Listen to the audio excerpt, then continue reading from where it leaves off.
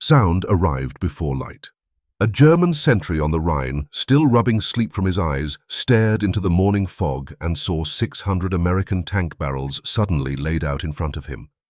It was the spring of 1944, on the edge of a village in northern France, still wrapped in night. There were no tanks, but you could hear them, the heavy grind of tracks over crushed stone, low and unbroken like thunder under the earth. There were no engineer squads, but axes bit wood, shovels slid into wet soil, and muffled orders carried on purpose. All of it came from the tree line at the edge of an open field, amplified by speakers hidden behind branches and projected toward where German listening posts might be stationed a few kilometers away. Inside the woods, the truth was smaller and stranger. 12 heavy wooden foot pumps were worked in shifts, forcing air into canvas and rubber bladders. The shapes swelled into rough Shermans, awkward at first, then unmistakable as the seams tightened. Men of the 603rd Camouflage Engineers brushed glue-laced mud slurry over the inflated skins to dull any clean shine, then snapped camouflage netting into place and pulled it down until it broke up the silhouette. They moved fast and quiet, trading places as arms tired, keeping the work steady and invisible. A short distance away, a team from the 3132nd Signal Service Company built the other half of the show. Technician Calvin Miller crouched in a camouflaged tent under a red-shaded flashlight, checking a bulky sound truck. 2 recorders sat bolted to its frame, reels wound tight with masters made in rear area camps, real engines idling, the cadence of an engineer platoon at work, the clatter of mess gear, even the scattered metallic knocks of maintenance. Miller chose a track, ran thick cables to the speaker line, and adjusted the balance until the mix sounded like a unit that had stopped briefly, not a column still rolling. They were not chasing loudness, they were chasing detail that would survive suspicion. This was the daily trade of the U.S. Army's 23rd Headquarters Special Troops, later called the Ghost Army. Their weapons were not guns, but illusions. An inflatable Sherman seen from 100 meters could fool a reconnaissance camera. A staged construction recording, played into a quiet night, could persuade a listening post that artillery was digging in.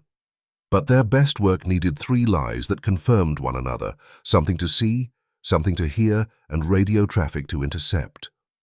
Take away any layer, and the trick could collapse under the first hard question. Activated on January 20, 1944, the unit was authorized at 82 officers and 1,023 enlisted men. On paper, they could simulate the presence of 2 full divisions, roughly 30,000 troops. Their roster was unusual by Army standards: painters, illustrators, industrial designers, stage set builders, radio operators, and audio engineers like Miller. The mission was equally unusual.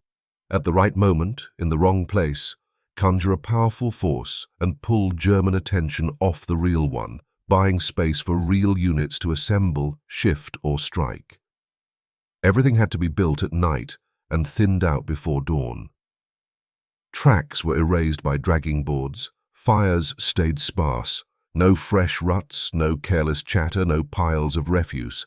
The field had to look like a real unit, trying to stay hidden, discoverable but in a way that felt reasonable and therefore persuasive.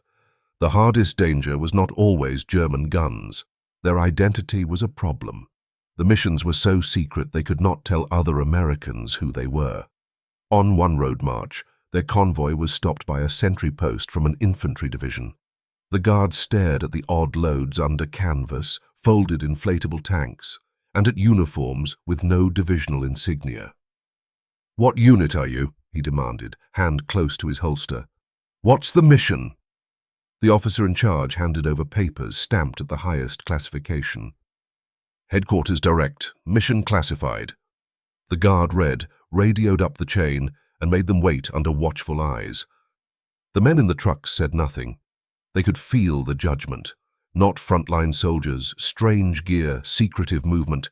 A misunderstanding here could end with rifles leveled and a mission ruined before it began. At last the barrier lifted, but the sensation stayed. They were stagehands for a huge drama, and most war stories did not reserve a place for stagehands. Their first combat test came fast. On June 6, 1944, the Normandy landing succeeded, but the beachhead was narrow and German counterattacks were intense. The Allies needed to expand the lodgment and protect real artillery, a priority target. On June 14th, a 16-man team, Detachment Mason, was ordered to build a decoy for the 981st Field Artillery Battalion. They chose rolling ground behind Omaha Beach. The real 981st was several kilometers away in a camouflaged valley. The decoy would sit on a more obvious open slope, the kind of place German observers expected to find guns, and therefore the kind of place they would be willing to destroy. They had one night. There were no inflatable tanks this time. The target was 155mm howitzers. Using canvas, steel pipe and planks, they threw together the outlines of barrels and carriages. They built fake ammunition stacks under canvas, dragged jeep tracks into the site, and scuffed the ground where men would have stood to work. They scattered empty fuel drums, left broken tools where a crew might drop them, and raised a couple of rough tents, careful not to make the camp too neat. Then they stepped back and looked at it the way an enemy would, asking what still looked too clean, too intentional, too perfect. Before first light, they withdrew to a hidden observation point a kilometer away. If the Germans believed it, the shells would fall on the open slope. If the trick failed, the real battalion might be shattered. There would be no second chance to explain. Most of the day passed in silence. Normandy's sky shifted between grey and clear. Then a small aircraft speck circled twice and disappeared. The men held their breath, trying not to convince themselves too early. Near dusk, the air tore with a rising whistle. It was not one round, but a group. "Incoming," someone said, voice flat. The barrage walked across the decoy site. Dirt, smoke, and fire climbed. Shockwaves flipped canvas frames. Small charges the team had planted to mimic secondary explosions went off inside the chaos, and thick smoke rolled over the slope as if ammunition had cooked off. Through binoculars, the men watched a phantom take real steel and real intent. Several kilometers away, the real 981st sat quiet in its valley. When the firing ended, the slope looked mauled, as if a battalion had been hit hard. "They bought it," the detachment leader said, a New York artist by trade. There was no joy in his voice, only relief that felt cold. 16 men and a pile of props had pulled death toward emptiness and kept it there. The success traveled upward, but Lieutenant Alan Blythe, a stage lighting designer from Chicago, wrote that night that fooling artillery eyes was not the same as fooling a general staff. Making Berlin believe an entire armored division, hundreds of tanks with full command and supply, had appeared where none existed, would require a complete drama with no seams. They had only read the first page of lines. Weeks later, that thought became arrows and lines across a map in a field tent. Early July 1944, Operation Elephant. The Ghost Army was ordered to simulate the presence and activity of the U.S. 2nd Armored Division in a sector of the Normandy front, while the real 2nd Armored was quietly pulled out for action elsewhere. Their show had to persuade the Germans the steel beast was still crouched in place. The visual plan placed 2 inflatable tank companies, 45 Shermans, in open ground by a tree line, and a self-propelled artillery battalion in a nearby valley. Spacing had to match field manuals, not too neat, not too scattered. A real Sherman would be driven back and forth to cut authentic tracks. Then the marks would be continued by hand into the trees, the kind of detail a photo interpreter would expect to see. The sound plan ran in phases, arrival and unloading at night, routine occupation over the next days, then attack preparation.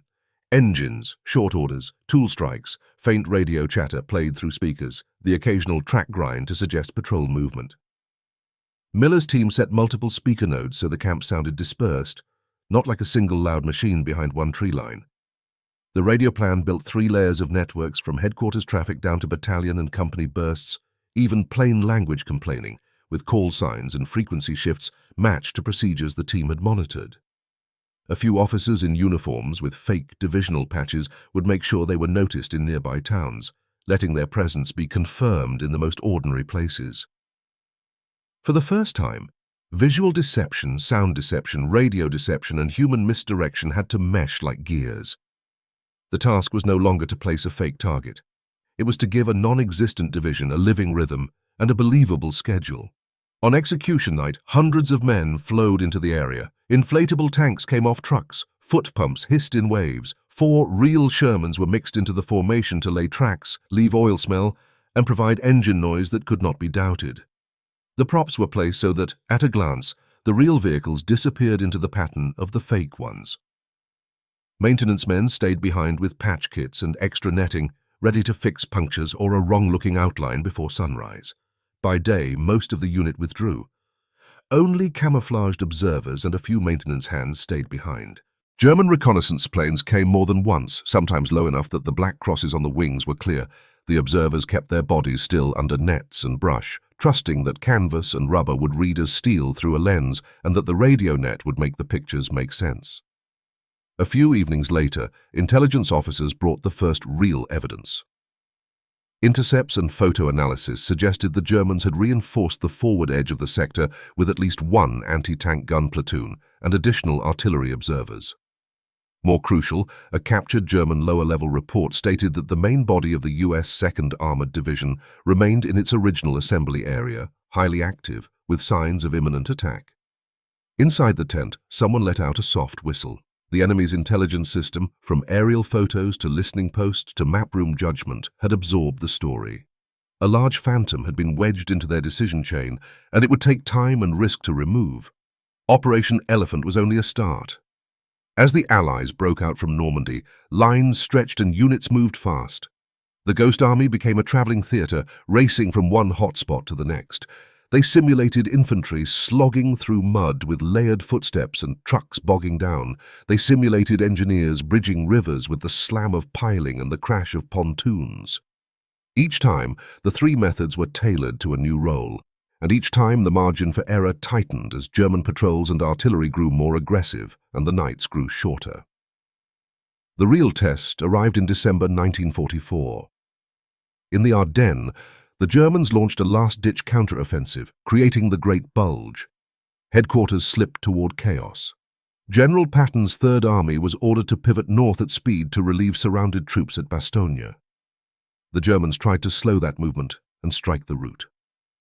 The Ghost Army was ordered to use radio deception to create the impression that Third Army's main body remained in old positions, or that its forward elements were moving far slower than they truly were.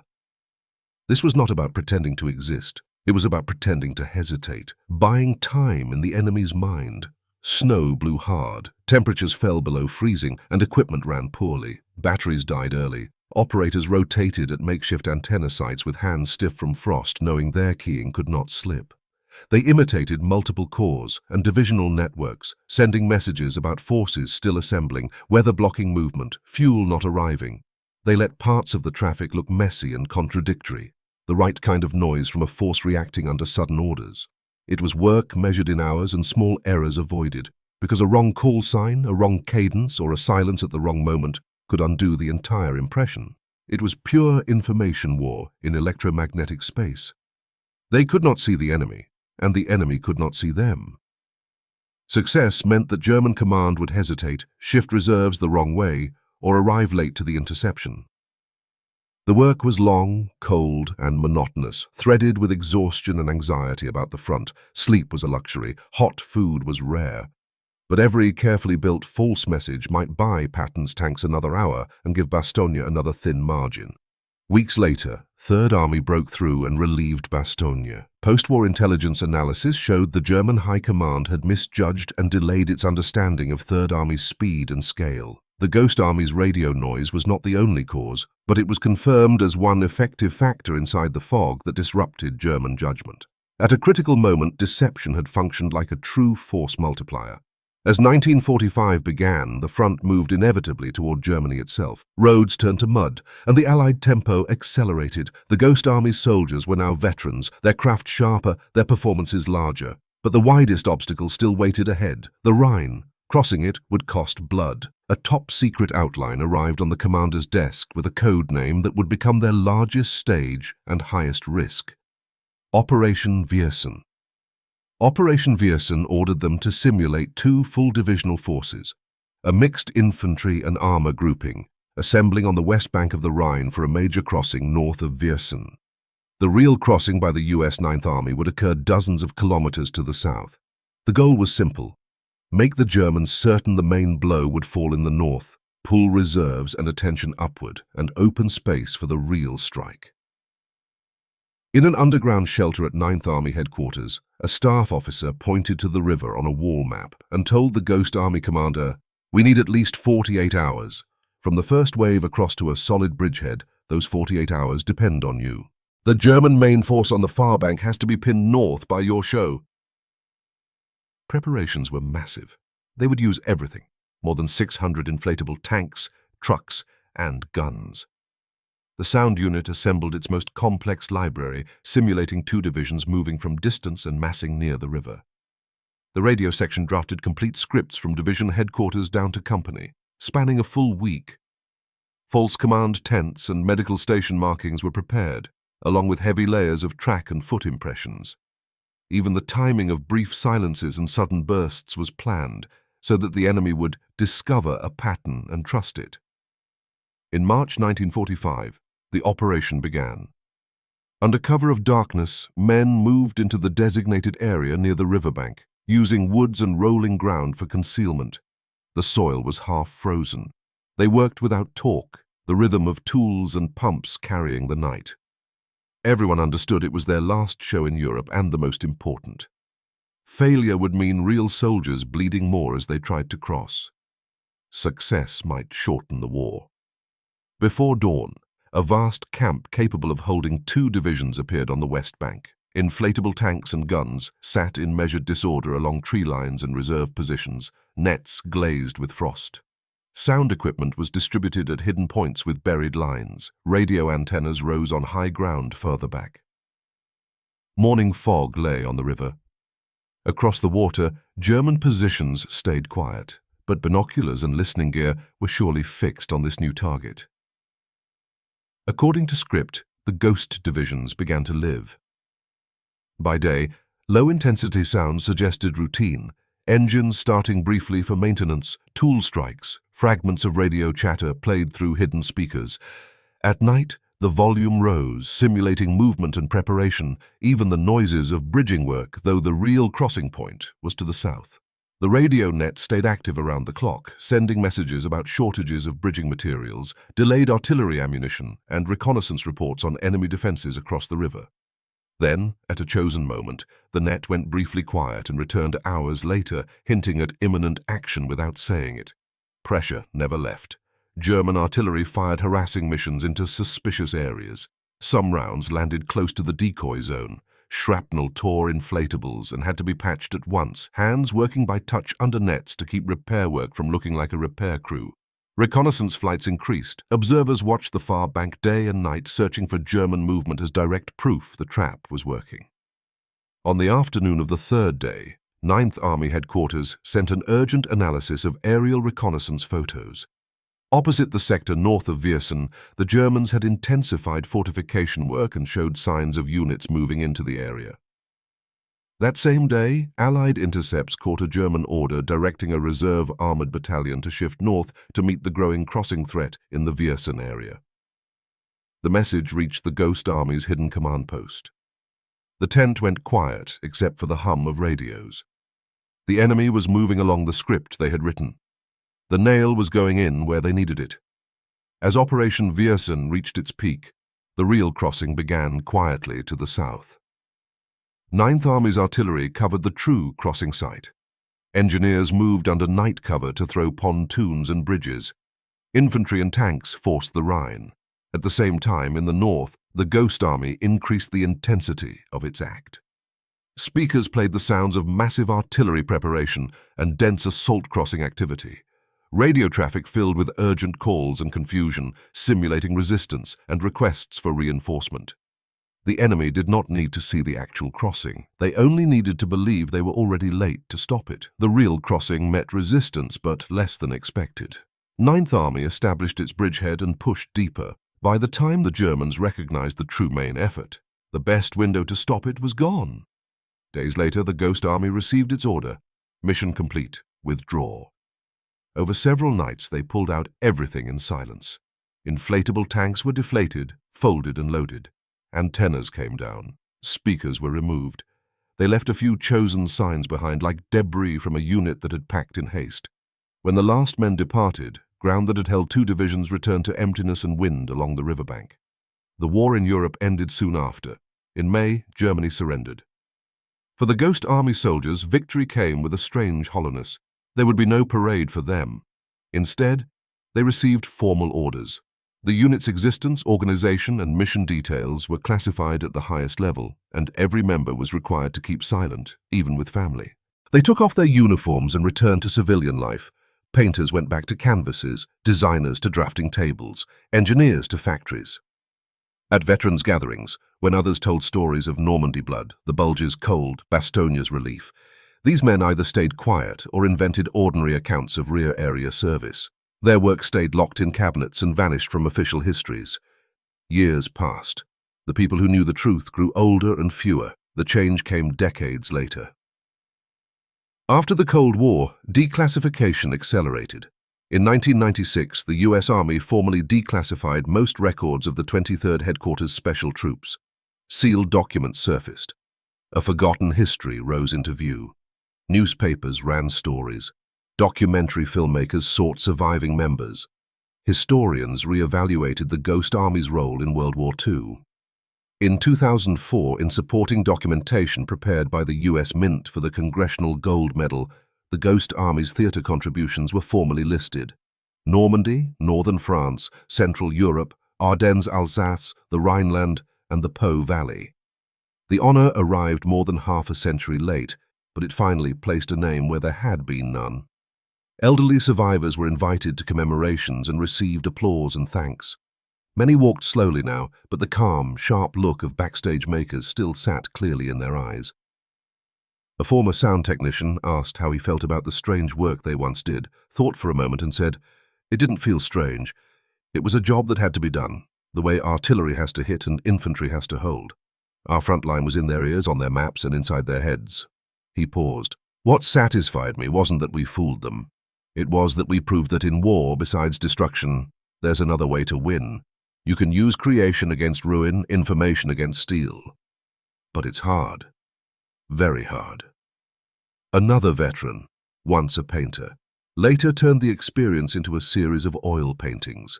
The canvases showed no bloody fighting, only soldiers working at night. The silhouette of huge loudspeakers, rows of inflatable tanks in first light. The style was cool and precise, with a hint of the unreal. In an exhibition forward, he wrote, "We made illusion so that real victory would demand less real cost." In the end, the Ghost Army's story outgrew its individual operations and became an early model for information warfare, perception warfare, and psychological operations. Modern militaries study their case: how to systematize deception, how to engineer it, how to extend the art of controlled reality into networks and electromagnetic space. What once looked like a trick became a serious branch of military science. The war ended. The Rhine still flows. The false track noise, the fake barrages, the radio static that once echoed from the West Bank dissolved into history. But the intent those sounds carried, the gap in perception they created, and the course of fighting they helped bend were recorded permanently. They remind later generations that the heaviest blow on a battlefield does not always come from the hardest object. The most effective weapon may be a carefully staged lie, a group of actors convinced they can change reality, and an illusion built so well that the enemy sees what they are meant to see and hears what they are meant to hear. When victory depends on what the enemy believes, the real contest often begins before the first forged sound of tracks ever reaches the dark.